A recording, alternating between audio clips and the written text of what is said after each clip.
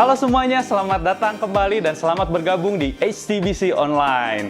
Sebelum kita mulai ibadah kita, mari kita berdoa. Tuhan Yesus, terima kasih untuk penyertaan-Mu dalam hidup kami. Kami mau berdoa agar Roh Kudus memenuhi hati dan pikiran kami dimanapun kami berada pada saat ini Tuhan.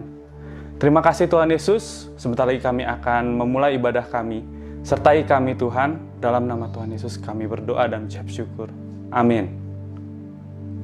Shalom jemaat Tuhan. Kita telah berkumpul di sini sebagai keluarga Allah di hadapan Allah Bapa kita untuk menaikkan pujian dan syukur kepadanya. Mendengar dan menerima firman-Nya yang kudus, membawa ke hadapannya pergumulan-pergumulan dunia ini. Memohon pengampunannya atas dosa-dosa kita dan memohon kasih karunia-Nya sehingga melalui putranya Yesus Kristus kita mampu mempersembahkan diri kita untuk pelayanannya. Jika kita berkata bahwa kita tidak berdosa, maka kita menipu diri kita sendiri dan kebenaran tidak ada di dalam kita. Jika kita mengaku dosa kita, Allah adalah setia dan adil, sehingga Ia akan mengampuni dosa-dosa kita dan menyucikan kita dari segala ketidakbenaran. Marilah kita mengaku dosa-dosa kita ke hadapan Allah yang Maha Kuasa. Bersama Allah Maha Kuasa, Bapa Surgawi, kami telah berdosa terhadap Engkau dan terhadap sesama kami di dalam pikiran, perkataan, dan perbuatan, melalui kelalaian, kelemahan, dan kesalahan yang disengaja. Kami sangat menyesal dan bertobat dari semua dosa kami. Demi Putramu Yesus Kristus yang telah mati untuk kami, ampunilah kami atas semua yang telah kami lakukan dan karuniakanlah kami agar kami dapat melayani Engkau di dalam kehidupan yang baru bagi kemuliaan nama-Mu. Amin. Saudara-saudara, Allah yang Maha Kuasa yang mengampuni setiap orang yang sungguh-sungguh bertobat, mengasihani saudara, mengampuni dan melepaskan saudara dari semua dosamu, meneguhkan dan menguatkan saudara dalam segala kebaikan, dan memelihara saudara dalam kehidupan kekal melalui Yesus Kristus Tuhan kita. Amin.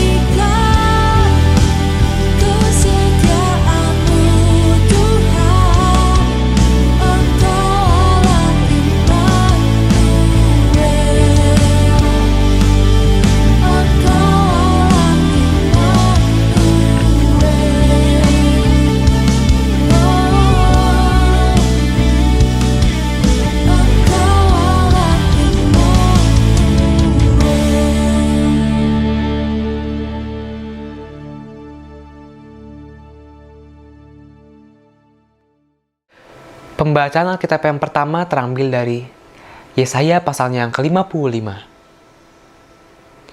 Seruan untuk turut serta dalam keselamatan yang dari Tuhan.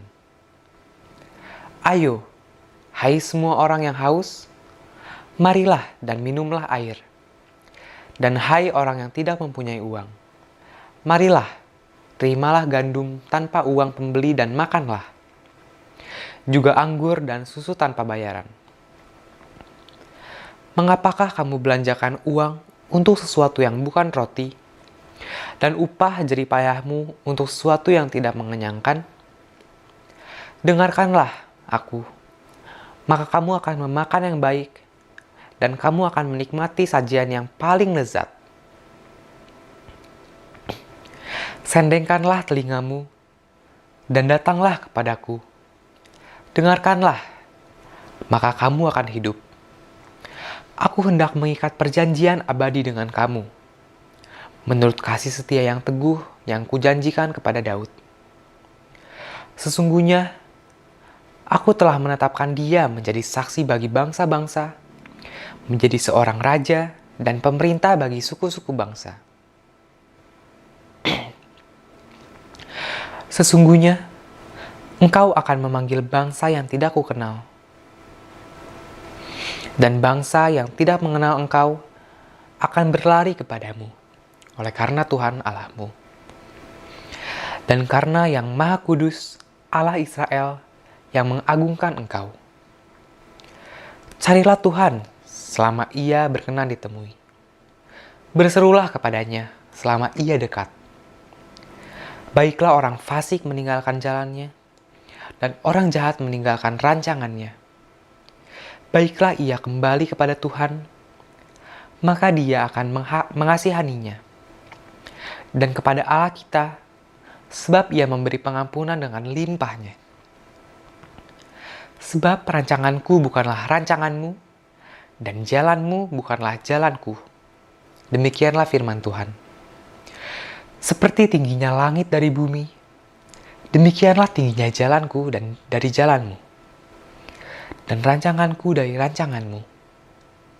Sebab seperti hujan dan salju turun dari langit, dan tidak kembali ke situ, melainkan mengairi bumi, membuatnya subur, dan menumbuhkan tumbuh-tumbuhan, memberikan benih kepada penabur, dan roti kepada orang yang mau makan.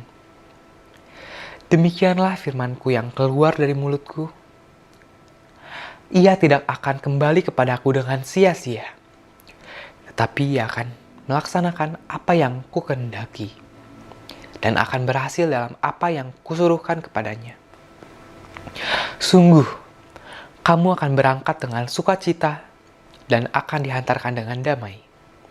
Gunung-gunung serta bukit-bukit akan bergembira dan bersorak-sorai di depanmu. Dan segala pohon-pohonan di padang akan bertepuk tangan. Sebagai ganti semak duri akan tumbuh pohon sanobar, dan sebagai ganti kecubung akan tumbuh pohon murad. Dan itu akan terjadi sebagai kemasyuran bagi Tuhan, sebagai tanda abadi yang tidak akan lenyap. Demikianlah firman Tuhan. Pembacaan Alkitab yang kedua terambil dari Lukas 1 ayat 1-4. Theophilus yang mulia, banyak orang yang telah berusaha menyusun suatu berita tentang peristiwa-peristiwa yang telah terjadi di antara kita, seperti yang disampaikan kepada kita oleh mereka yang dari semula adalah saksi mata dan pelayan firman. Karena itu, setelah aku menyelidiki segala peristiwa itu dengan seksama dari asal mulanya, aku mengambil keputusan untuk membukukannya dengan teratur bagimu, supaya engkau dapat mengetahui bahwa segala sesuatu yang diajarkan kepadamu sungguh benar. Demikianlah firman Tuhan. Syukur kepada Allah. Saudara-saudara yang saya kasih dalam Tuhan Yesus Kristus, sebelum kita merenungkan firman Tuhan, kita mohon pimpinannya. Mari kita berdoa. Ya Roh Kudus, ya Tuhan kami, terangi hati kami agar kami dapat mendengarkan firman-Mu. Amin. Saudara-saudara sekalian,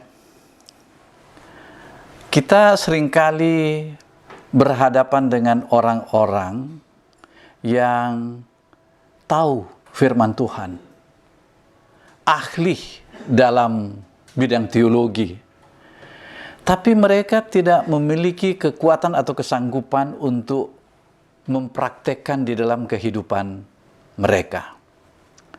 Ya, misalnya yang dekat dengan kita paling gampang untuk membenci orang lain, apapun alasannya. Dan kita boleh saja berkata bahwa firman Tuhan bilang bahwa kita harus mengasihi semua orang. Tapi bagaimana dengan orang yang menjengkelkan dan melakukan perbuatan yang kita tidak sukai, berulang-ulang minta maaf, berulang-ulang dia lakukan juga? Apa kita tidak jengkel? Dan kalau di dalam keluarga, barangkali seorang istri jengkel dengan suaminya, dan kemudian mereka saling bermaafan, tapi kemudian ulang lagi.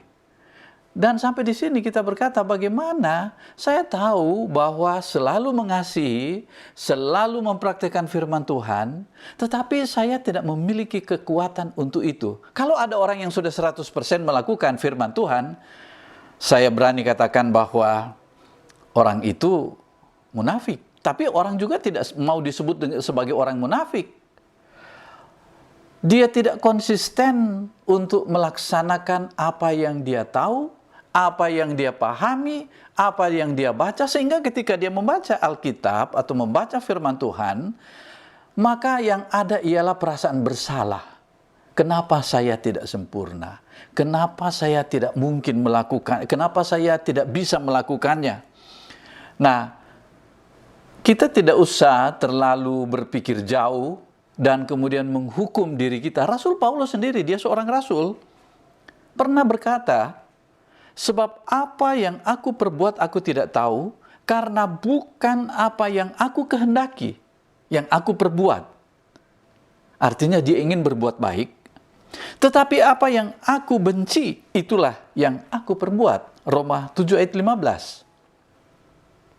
Jadi saudara-saudara sekalian, tidak sedikit di antara mereka yang mengatakan dekat dengan Tuhan, berpakaian gamis seperti saya, rajin beribadah, pengetahuan firman Tuhannya cukup mantap, tetapi masalah di balik itu ialah ya KDRT, kekerasan dalam rumah tangga terjadi.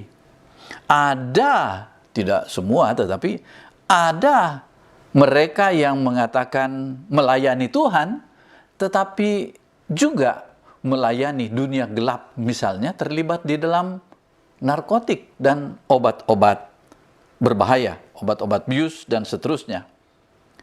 Dan kehidupan mereka itu justru bukan memuliakan Tuhan, tetapi mempermalukan nama Tuhan. Dan ini sebetulnya bukan hal baru.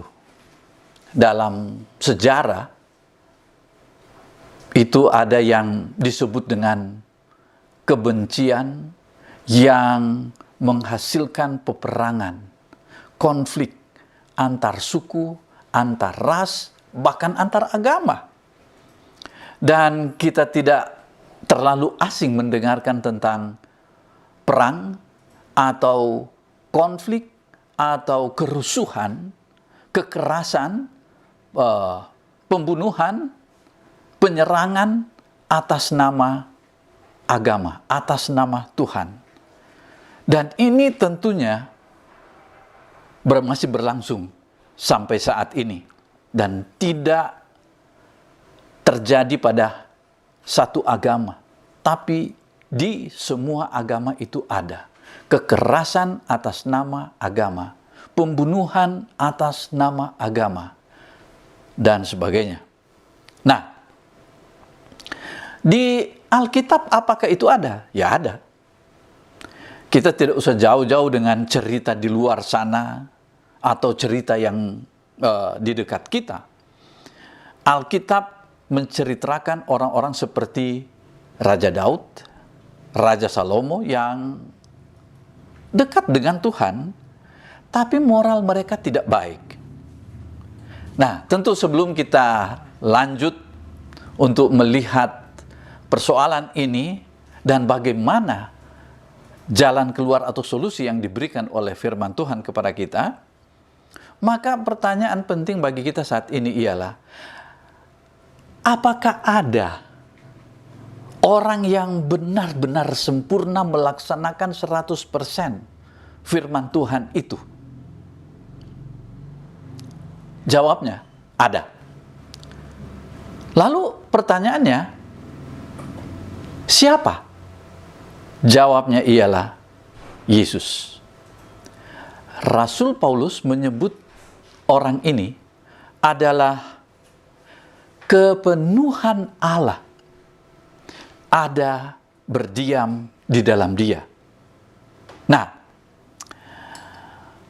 sebegitu kuatnya Yesus dan kehidupannya yang mempengaruhi cara berpikir, cara bertindak, cara bertingkah laku orang-orang pada zamannya, sehingga ini membuat si penulis Injil Lukas mengatakan bahwa mereka itu menyaksikan sendiri tentang dia dan mau menuliskan tentang dia supaya apa? Supaya penulisannya ini memperkuat iman mereka yang percaya kepada Yesus. Artinya apa? Di dalam Lukas 1 ayat 1 sampai 4, dia mau membukukan ini, menuliskan tentang kesaksiannya tentang Yesus, itu untuk memperkuat hubungan antara kita dengan Yesus.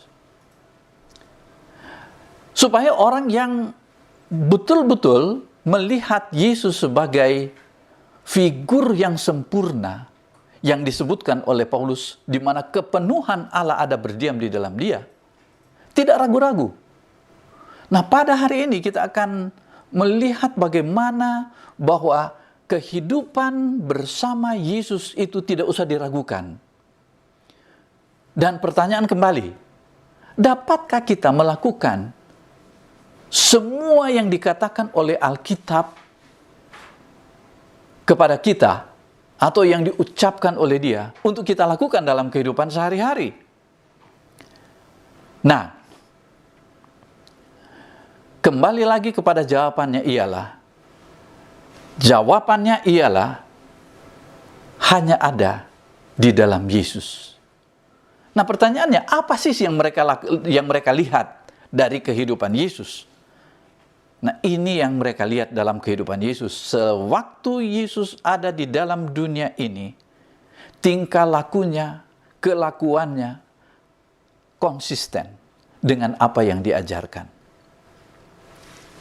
Nah, tentu Yesus tahu apa yang menjadi isi hati Allah, apa yang menjadi isi hati Bapanya.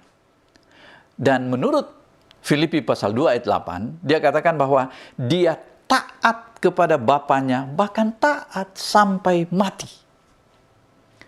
Saudara sekalian, seringkali kita hanya melihat kematian Yesus itu sebagai apa yang disebut dengan the cheap grace, anugerah murahan. Tetapi mari kita lihat bahwa kematian penderitaan Yesus itu sampai dia mati di kayu salib merupakan ketaatannya yang penuh kepada Bapanya. Oleh sebab itu, Rasul Paulus katakan bahwa dia mengosongkan dirinya, bahkan dia mau mati di kayu salib demi ketaatannya kepada Bapa di sorga. Dia sungguh-sungguh mempraktekkan kasih. Dengan kata lain, dia mau berkata begini, aku mengasihimu, aku mau menerimamu apa adanya engkau, dan lihatlah kasihku itu. Dia rela menyerahkan nyawanya, mempraktekkan kasihnya itu, sekalipun harus dengan kematiannya di atas kayu salib. Itu kasih ilahi, kasih agape. Lalu apa? Dia mengampuni orang yang menganiayanya. Ini merupakan satu revolusi kehidupan, bahwa pengampunan itu adalah suatu kekuatan di dalam hidup damai bersama dengan orang lain. Artinya apa, saudara sekalian? Pengampunan itu ditunjukkan oleh Yesus ketika dia berada dalam penderitaan yang paling tinggi. Dia dikhianati, dia diludahi, dia dianiaya. Namun, dia masih berdoa untuk orang-orang yang menganiaya dia. Bapa, ampunilah mereka karena mereka tidak tahu apa yang mereka perbuat. Dan dia mempraktekkan moralitas kehidupan yang sangat tinggi. Nah, oleh karena itulah, saudara, memang Yesus mengatakan, akulah Tuhan itu. Ya, kita mungkin tidak akan menemukan itu. Tetapi dari ciri-ciri kehidupan Yesus ini, belum termasuk mujizat-mujizat yang dia buat, dia disebut sebagai Tuhan. Itulah sebabnya Allah meninggikan dia, nama di atas segala nama, dan setiap orang itu mengakui bahwa dia adalah Tuhan. Bukan dia yang mengatakan, tidak perlu. Kata-kata Yesus bahwa dia adalah Tuhan, itu lewat kehidupannya, lewat kasihnya, lewat keilahiannya. Dan oleh karena itu, kalau kita mau bertanya, di mana letak Tuhan di dalam diri Yesus? Nah, jawabnya, dia melakukan isi hati Tuhan.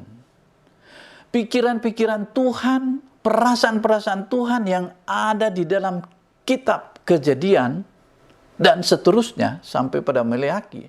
Itu sudah diceritakan panjang lebar di sana tentang isi hati Tuhan, perasaan Tuhan kepada umatnya. Itu ada dan terlihat di dalam diri Yesus. Isi hati Tuhan apa? Ya, pikiran-pikiran Tuhan.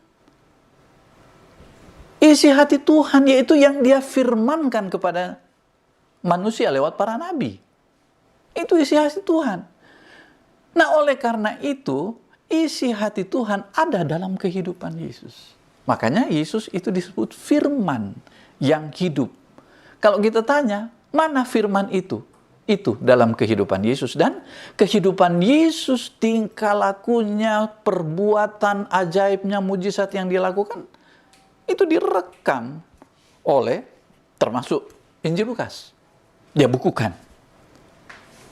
Walaupun salah seorang penulis Injil, yaitu Injil Yohanes, dia bilang bahwa nggak semua. Dalam pasalnya yang ke-20, ayat 30 dan 31, dia katakan bahwa semuanya ini sudah dia tulis, tapi tidak semua. Kalau ditulis semuanya ini tidak cukup untuk memuat apa yang mereka lihat dan mereka saksikan. Tapi ini cukup untuk kita membuat kita percaya kepada dia. Bahwa dia adalah Mesias. Dia adalah Tuhan. Dia adalah Allah yang hidup. Dialah firman itu yang menjadi daging. Makanya, waktu Yesus hadir di dunia ini, dia tidak segan-segan mengatakan kepada murid-muridnya, mari ikut aku. Dia tidak mengatakan, mari duduk di sekitar saya, hafal ini, hukum Taurat ini. Ya tidak. Hafal semua ini, supaya kamu lakukan itu. Tidak. Dia bilang, lihat saya, belajarlah kepada saya, ikut aku. Artinya dari gerak-geriknya, pikiran-pikirannya, perasaannya, praktek hidupnya, itulah firman Tuhan yang hidup itu. Masalahnya, saudara-saudara sekalian, murid-murid Yesus dan orang-orang Kristen yang hidup sejaman dengan Yesus itu, mungkin kita berkata, mereka sih enak. Karena mereka bisa melihat Yesus secara langsung. Tapi kita bagaimana? Itulah sebabnya dalam bagian-bagian tertentu di Alkitab Yesus bilang, setelah mereka melihat luar biasanya kehidupan Yesus, Yesus bilang, jangan dulu Jangan dulu cerita-cerita ini kepada orang lain. Ya, artinya apa? Bukan tidak boleh cerita. Lihat dululah sampai bagaimana dia itu diuji. Kasihnya, ketaatannya itu diuji lewat penderitaan, lewat pengkhianatan. Diuji di situ. Dan kemudian lihatlah kematian yang membuat dia bangkit dari kematian. Nah, kebangkitan Yesus ini dari kematian, inilah yang memungkinkan bahwa kita bisa hidup bersama dengan Dia. Kebangkitan Yesus itu menandai bagaimana orang-orang Kristen pada abad pertama itu hidup di dalam iman. Iman kepada Yesus. Yesusnya di mana? Dia bangkit dan rohnya itu hidup di dalam mereka. Jadi Yesus itu tidak hanya bersama-sama dengan orang-orang, dengan murid-muridnya pada waktu itu, dilihat secara fisik, tetapi inilah sebabnya kita katakan bahwa pribadi Allah yang ketiga ialah Roh Kudus. Dan roh itulah, roh Yesus yang hidup saat ini di dalam kita, dan dialah yang memungkinkan kita untuk boleh hidup bersama Dia dan dikuatkan oleh Dia. Saudara-saudara sekalian, roh ini adalah nafas dari Allah, pikiran-pikiran Allah yang kemudian diberikan kepada manusia. Dalam Yesaya 55 dikatakan begini, rancanganku, pikiran Allah, rohnya Dia, bukanlah rancanganmu, dan jalanmu bukanlah jalanku, demikianlah firman Tuhan. Seperti tingginya langit dari bumi, demikianlah tingginya jalanku dari jalanmu dan rancanganku dari rancanganmu. Sebab seperti hujan dan salju turun dari langit dan tidak kembali ke situ, melainkan mengairi bumi, membuatnya subur, dan menumbuhkan tumbuh-tumbuhan, memberikan benih kepada penabur dan roti kepada orang-orang yang mau makan, demikianlah firmanku yang keluar dari mulutku, ia tidak akan kembali kepadaku dengan sia-sia, tetapi ia melaksanakan apa yang ku kehendaki dan akan berhasil dalam apa yang kusuruhkan kepadanya. Saudara sekalian, ketika firman yang keluar, yaitu pikiran-pikiran dan perasaan-perasaan Allah itu keluar dari mulutnya dan hidup di dalam manusia Yesus, maka manusia Yesus yang adalah firman itu yang kemudian melaksanakan apa yang ku kehendaki dan akan berhasil. Tentu ini adalah suatu nubuatan dan apa yang kusuruhkan kepadanya. Jadi di sini saudara sekalian, kalau kita memahami bahwa pikiran Allah yaitu Roh Kristus yang dihembuskan, dan roh itu, roh pikiran-pikiran Allah itu, firman itu mempunyai kuasa, maka saudara sekalian, kita boleh terbuka, hati kita boleh terbuka kepada Dia, kepada Yesus. Dan disinilah kekuatan itu.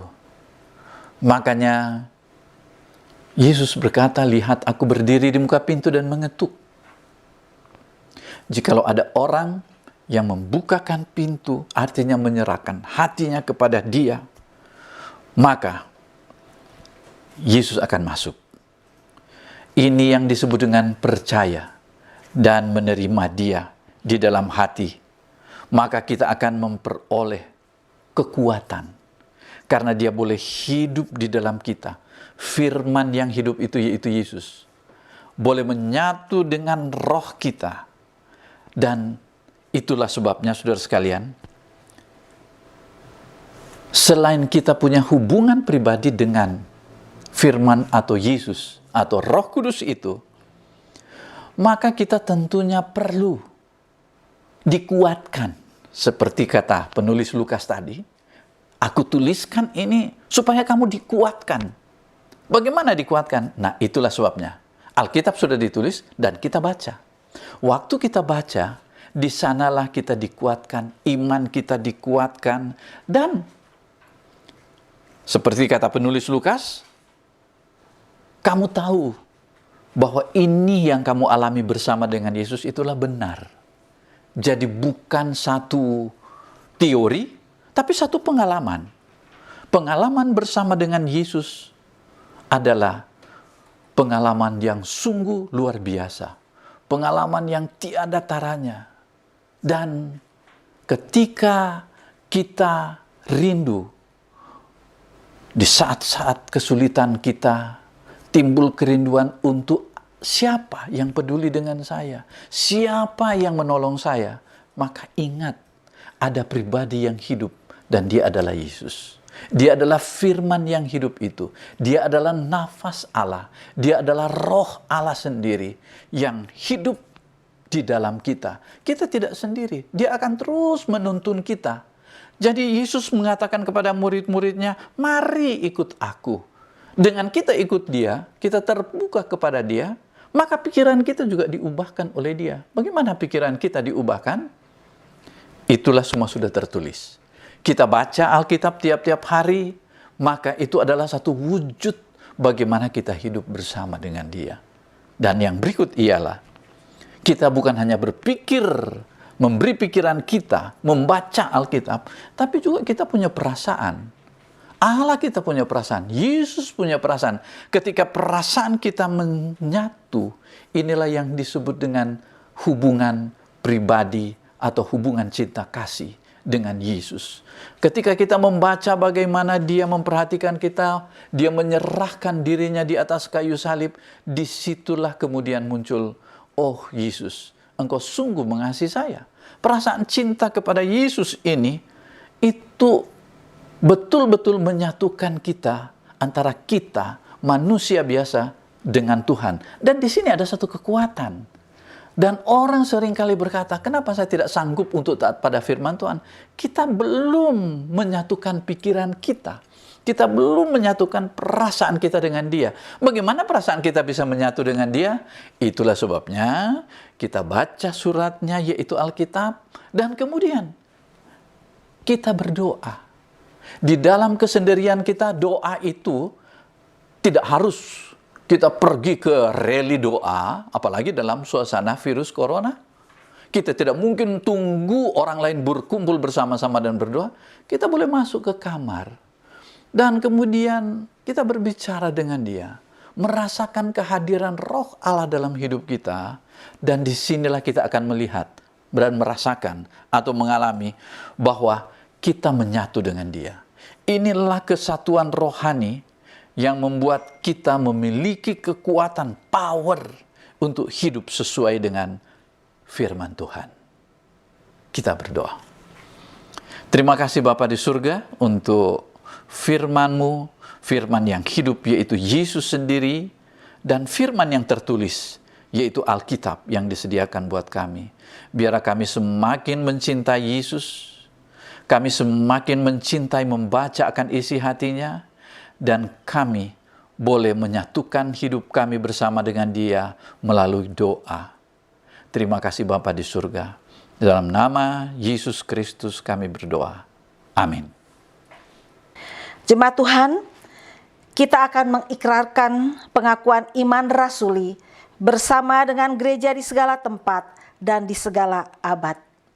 Bersama, aku percaya kepada Allah, Bapa yang Maha Kuasa, Halik langit dan bumi, dan kepada Yesus Kristus, putranya yang tunggal Tuhan kita, yang dikandung dari Roh Kudus, lahir dari anak darah Maria, yang menderita sengsara di bawah pemerintahan Pontius Pilatus, disalibkan, mati dan dikuburkan.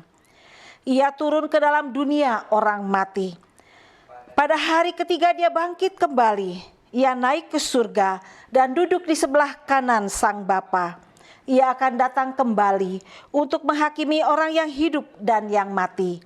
Aku percaya kepada Roh Kudus, gereja yang kudus dan katolik, persekutuan orang kudus, pengampunan dosa, kebangkitan orang mati, dan hidup yang kekal. Amin. Jemaat Tuhan, kita bersama-sama akan menaikkan doa syafaat kita. Mari kita berdoa. Ya Allah, pencipta dan pemelihara kehidupan manusia, kami berdoa untuk setiap orang dari setiap ras dan dalam setiap keperluan. Biarlah jalan-jalan-Mu dikenal di bumi dan kuasa penyelamatan-Mu kepada semua bangsa. Secara khusus kami mau berdoa untuk Presiden kami, Joko Widodo, untuk para menteri kabinet, para gubernur, bupati, dan wali kota, sampai kepada pemerintahan di tingkat RT RW. Berikanlah kepada mereka kebijaksanaan dalam mengatur pemerintahan, khususnya dalam menanggulangi bencana virus corona. Tuhan, dalam kemurahan-Mu, dengarkanlah doa kami. Kami berdoa untuk gereja di seluruh dunia. Tuntun dan pimpinlah kami dengan Roh Kudus-Mu, sehingga semua yang mengaku dan menyebut dirinya orang Kristen dapat dituntun kepada jalan kebenaran dan memegang teguh iman dalam kesatuan roh, dalam ikatan damai sejahtera dan dalam kebenaran hidup. Tuhan, dalam kemurahan-Mu, dengarkanlah doa kami. Kami menyerahkan kepada kebaikan-Mu sebagai Bapa, mereka yang cemas dan tertekan dalam pikiran maupun secara jasmani. Hiburkanlah dan lepaskanlah mereka dalam keperluan mereka. Berikanlah kesabaran kepada mereka dalam penderitaan mereka, dan munculkanlah kebaikan dari kesulitan mereka. Bapa yang Maha Pengasih, terimalah doa-doa ini demi Putra-Mu Juru Selamat kami Yesus Kristus yang telah mengajar kami berdoa. Bapa kami yang di surga, dikuduskanlah nama-Mu, datanglah kerajaan-Mu, jadilah kehendak-Mu di bumi seperti di surga. Berikanlah kepada kami pada hari ini makanan kami yang secukupnya, dan ampunilah kami akan kesalahan kami, seperti kami juga mengampuni orang yang bersalah kepada kami. Dan janganlah membawa kami ke dalam pencobaan, tetapi lepaskanlah kami daripada yang jahat. Karena Engkau-lah yang punya kerajaan dan kuasa dan kemuliaan sampai selama-lamanya. Amin.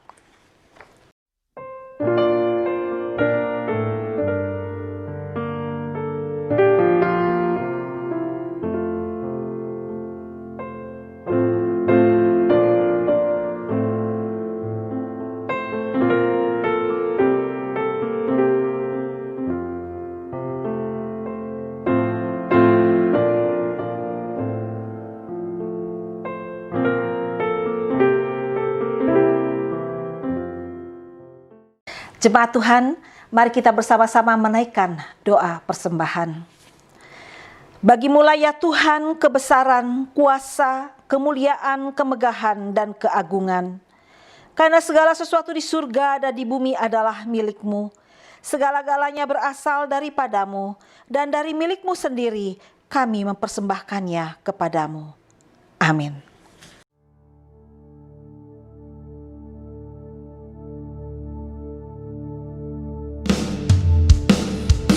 Raja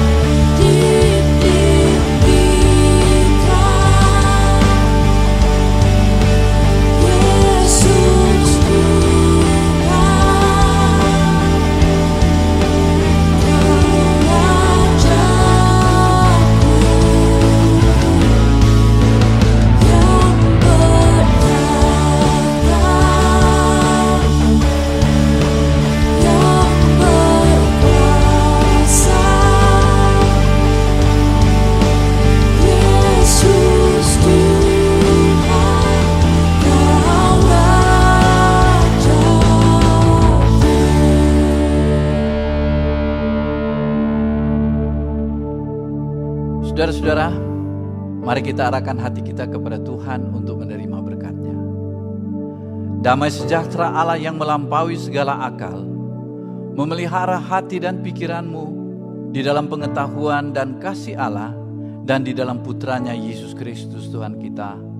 Dan berkat Allah yang Maha Kuasa, Bapa, Putra, dan Roh Kudus menyertai saudara sekalian dan tetap tinggal bersamamu senantiasa. Amin. Terima kasih telah bergabung bersama Ibadah Online. Untuk melihat video-video sebelumnya, bisa langsung saja cek di YouTube kami HTBC Church. Dan untuk info lebih lanjut, silahkan kunjungi di web kami di www.holytrinitybandung.com. Sampai jumpa!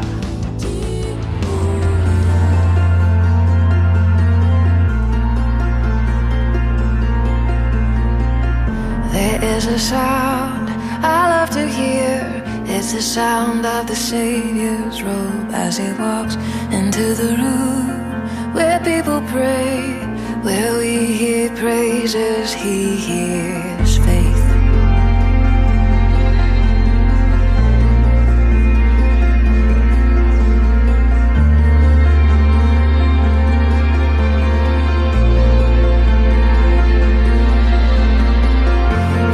The sound I love to hear is the sound of the Savior's robe as He walks into the room where people pray, where we hear worship, He hears faith.